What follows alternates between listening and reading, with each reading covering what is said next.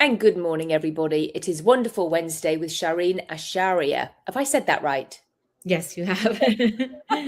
So it's wonderful to have you on here.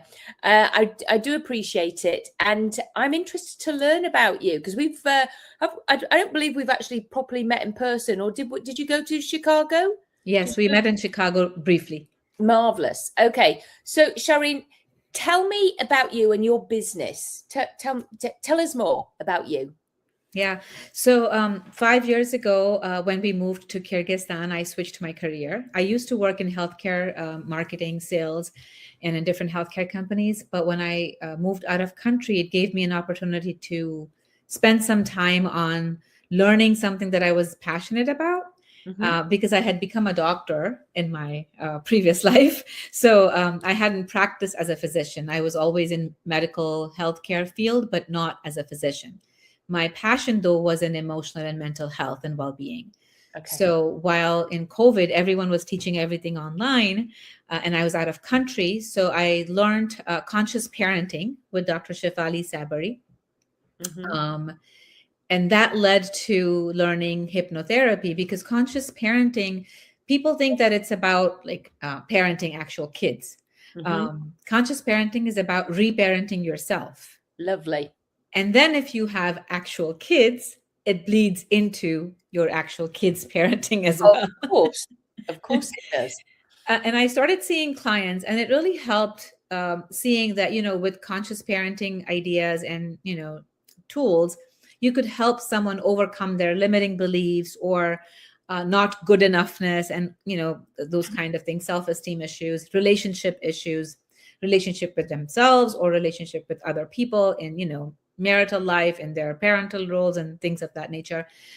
However, even though it was shorter and quicker than regular therapy, it wasn't still as quick as I wanted it to be. So then I learned hypnotherapy from Paul McKenna, and started incorporating hypnosis into my sessions with my clients. And I saw like a huge shift, because now when you add hypnosis onto your session, it becomes faster, quicker. And even for most people, and this is what the clients say, that it seems very magical.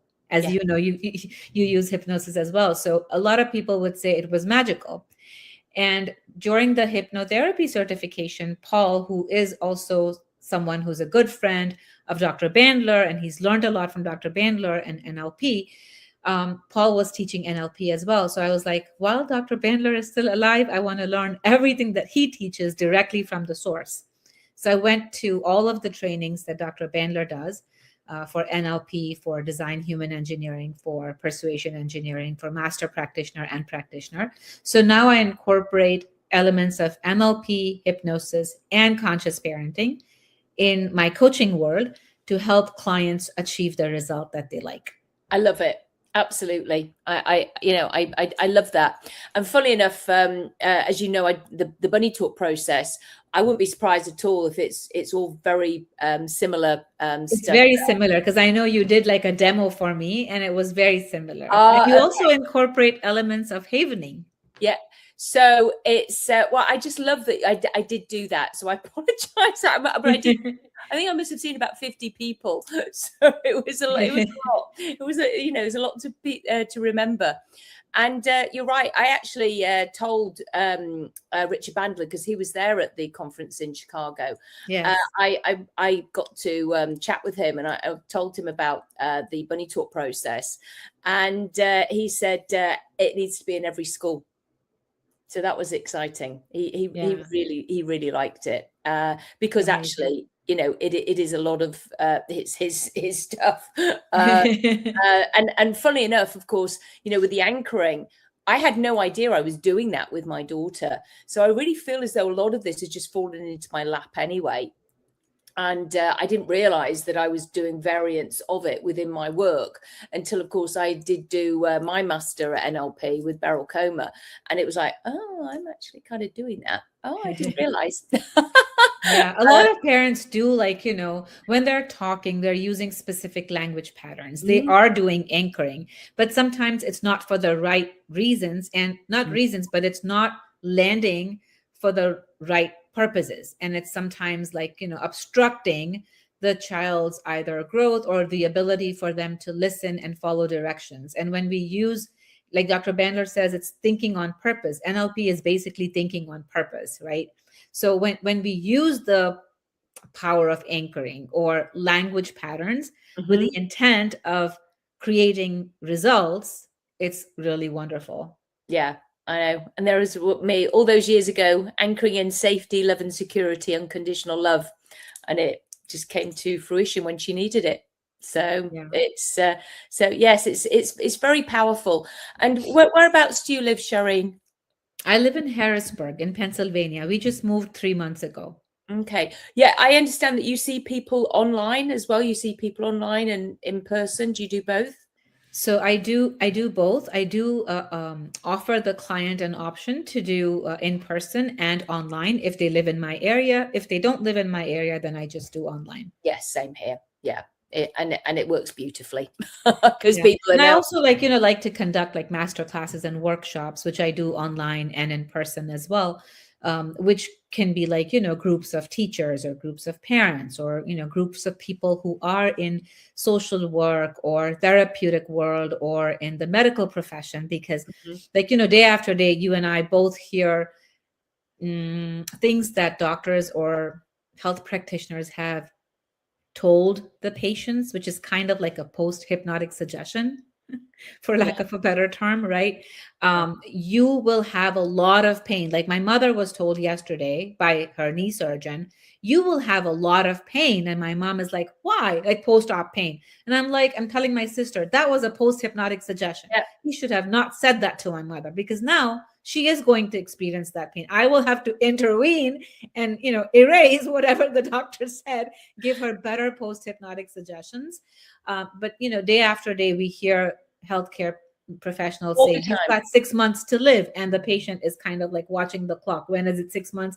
So I know when it's time to die, right? I know. Versus whether it's terminal disease or whether it's, prognosis for an illness, physicians unintentionally, of course, because they're looking at studies and they're looking at, okay, however, what is the percentage of people that survive? What is the percentage of people that have, a lot of post-op pain? And then that's what they tell them, without saying that there's nothing stopping you for having a different result. Exactly.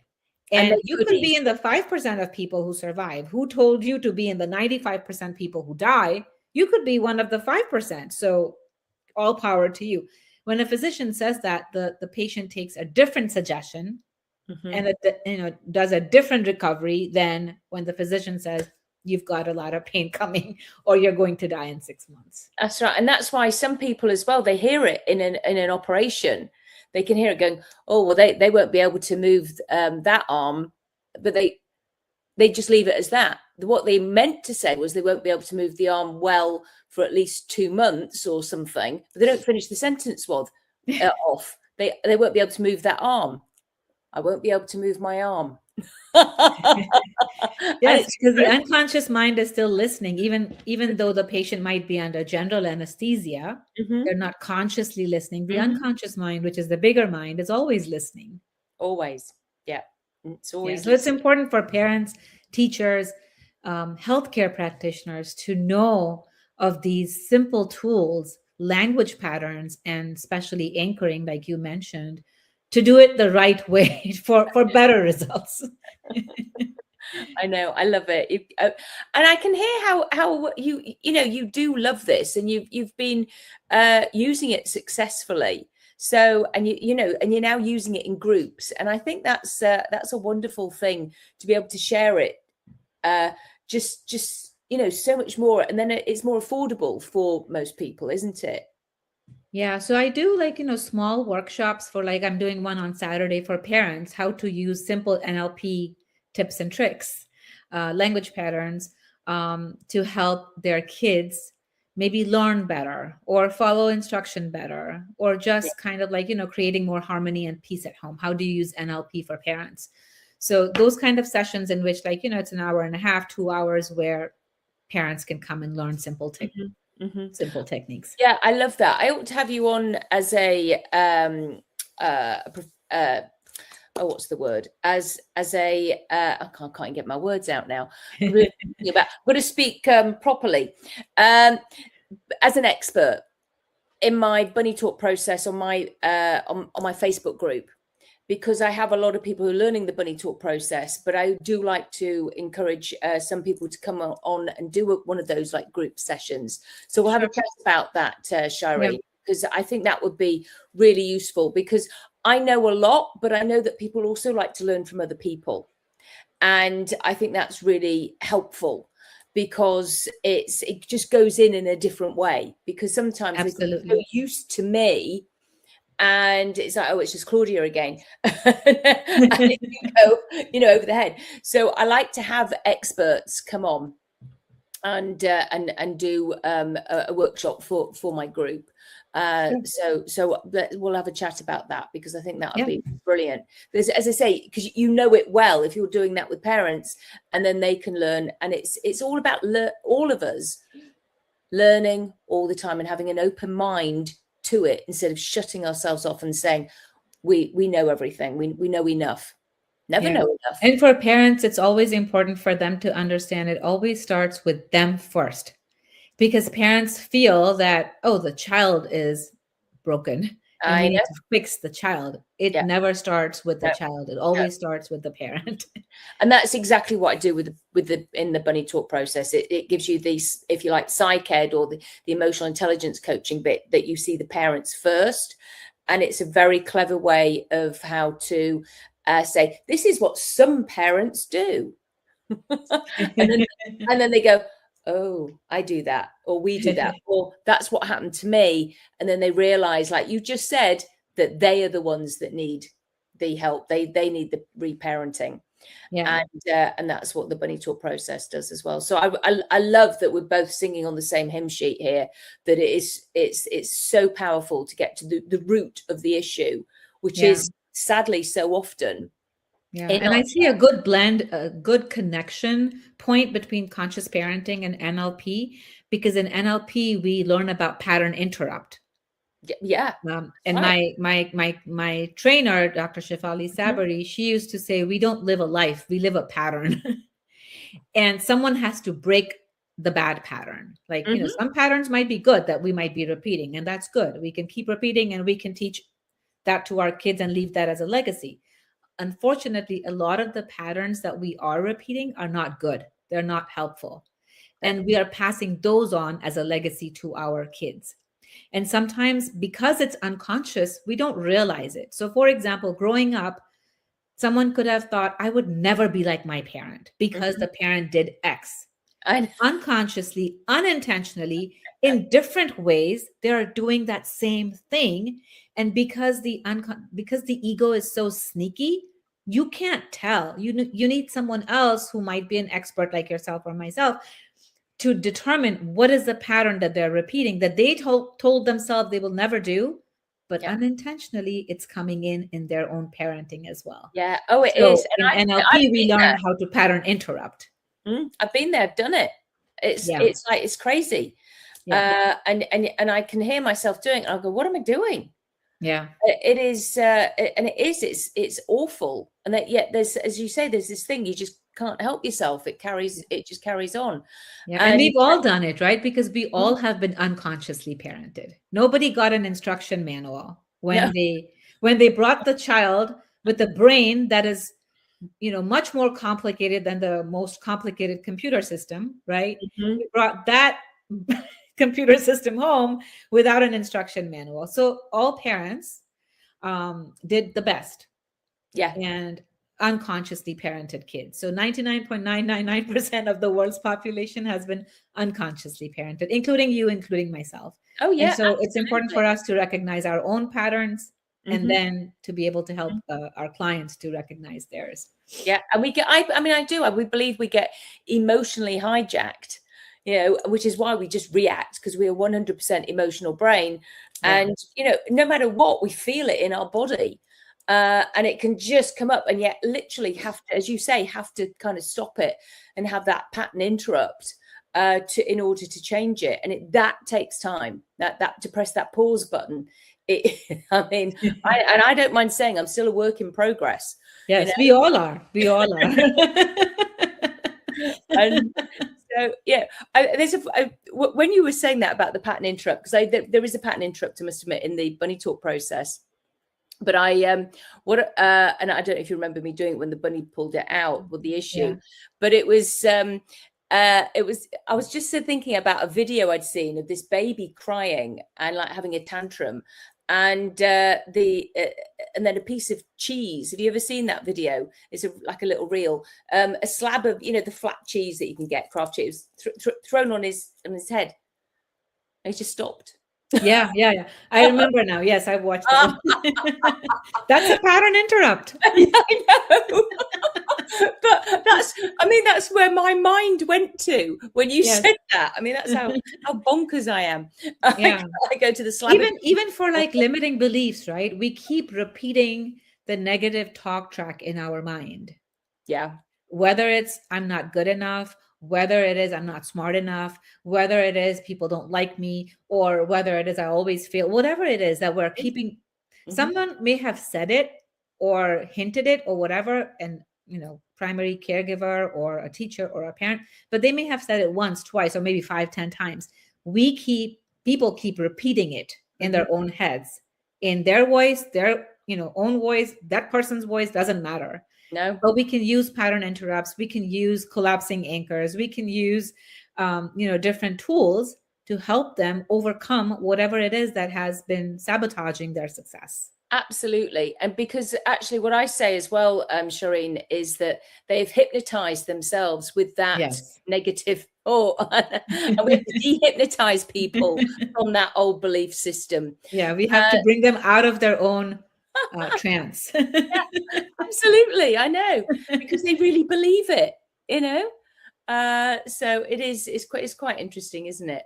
So I can completely see that you and I are both probably train and see our clients in a very similar way. So that's wonderful. And as I said, I will have you in on my Bunny Talk Process Facebook group, the private one that I have for people as an expert. I think that would be really useful. So yeah, I'd be honored if you would do that, Shireen. Absolutely. Like I say, people, I don't want people to get sick of me. So, I'm sure they're not. I enjoy your accent any day. Oh, thank you. You know what I mean? It's like, oh, it's her again, and it's like we've heard it before. No, actually, hear it again from somebody else. And what else golden nugget can you add into your work? Because it is about all of us being the best possible practitioners that we can be for our clients. And absolutely, it's really got to be that way, I think. And it's very rewarding work, right? Because previously when I was doing healthcare, marketing, sales, that was rewarding too, because anything, any work that we do that improves someone's health is rewarding in itself. However, this is taking it to the next level, because you can see in front of you someone who's been grieving loss of a parent, loss of a child, whatever, loss of a pet, right? And, within a session or two, they're now kind of unstuck and can move forward, right? They'll always remember the person or the pet or whoever they've lost. However, to be able to live their life and only remember the cherished memories, that's right, and have that happiness and peace, and move forward and take the learnings they got and move forward with the learnings of that person or pet, or, whoever they lost, is so powerful in itself. People who are suffering of, fears or phobias or addictions, and after 1 or 2 sessions, when they're not suffering anymore, when they're, facing their fear, right? Yeah. It's so rewarding to see that transformation. Yeah, I feel that we get to do this work and that we are very lucky and blessed. Yeah. People who are depressed, people who are anxious, people who are suffering with, weight issues, sleep issues, pain. And when even if there is like maybe 10%, 20%, usually the improvement is much more. But I'm just saying that, even if it's 10% improvement, 15%, 20%, for some people that's huge, because they've lived with suffering for a long time. And this can, You're give right. them that relief. You're absolutely right, Shireen, especially with things like chronic pain. Yeah. And, you know, we start changing it to discomfort and giving them tools and techniques to do that pattern interrupt of the pain, so that it isn't pain, it is just discomfort. Right. And we can do that, you know. It's yeah, and people have to come to us with an open mind, Yeah. and be ready for change. Absolutely, absolutely. And I'm sure you also teach them, because I also believe in teaching self-hypnosis to my Oh yeah. clients. So if they come for a session or two, I would always give them like maybe one or two things that they can do on their own, without, you know, a therapist around. They could do self-hypnosis themselves. Yeah, absolutely. And I give them loads of other NLP techniques and strategies. You know, there's loads. I'm doing that as the spin technique, which Yeah. I'm sure you know, loads of different things. And yeah, it is important for us to, if you like that word, empower our clients, because as we both know, Shireen, life is always going to keep happening. We can't be there all the time, and they you know, it's how they manage life that they can do it themselves. And they go, yes, you know, I just guide. That's what I say. I guide you to help yourself. Absolutely. And then one change in one life is a ripple effect on their family when they go to work, that now they're teaching others. And most importantly, I think the benefit of this work is especially for parents, because now they are more regulated. Now they're able to regulate themselves, and now the kids or the children or the teenagers, other family members, they are also impacted by the work that we've done on one client. It doesn't stay there. It kind of creates ripples in, you know, relationships that they hold. I agree. I know. Aren't we blessed that we get to do this? It's very rewarding. Yeah. So, well, thank you for being on here, Shireen. It's Thank you for been having me, lovely, Claudia. properly having a chat with you. And thank you, everybody, for watching. And it's goodbye from me, Claudia Rickard, and it's goodbye from Shireen. So take care, everybody. Take care. Thank you for watching. Take care. Thank you for coming.